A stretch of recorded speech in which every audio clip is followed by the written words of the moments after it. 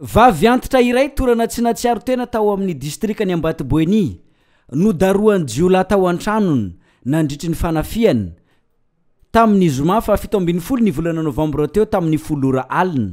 Voadaroka niaraka taminy ihany koa ny lahy antitra iray izay vady andefomandry niany izy io. Manaraka fitsaboana ato amin'ny hôpitaly Pezagahandrova izy ireo amin'izao. Manazava ny officier de police Randriambros Filemon, chef commissariat de la sécurité publique ao amin'ny district ni Ambatoboeny. Tamin'ny zoma parti tongitony volana novambra tokotokony tamin'ny folorano dia nisy fanafiana zany tao amina tematoa zakolamarana Zikaina Daniel izay petaka ao Antsara rivotra eto Ambatoboeny. Bona elo zany ny polisiera dia tonga zakany toerana nanao any constatation ny zavatra rehetra tokony ho atao zany.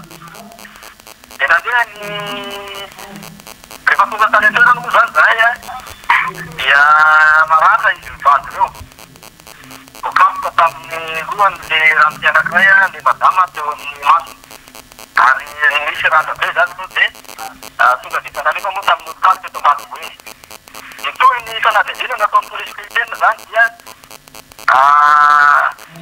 rehefa natao zay fanadihadiana zay dia misy zany ny olona tsy maintsy misamborona.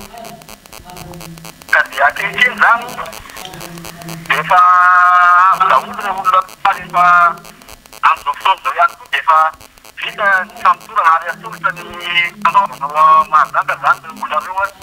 Izay angamba no zavatra azo saina avy ety toerana ny zavatra very tamin'io vola zany teo amin'ny manodidina ny mesi teo.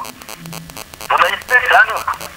Dia miampy telefona dia miampy an'izany clipomètre zany. Zay zany ny zavatra very tamin'ny fotoana io.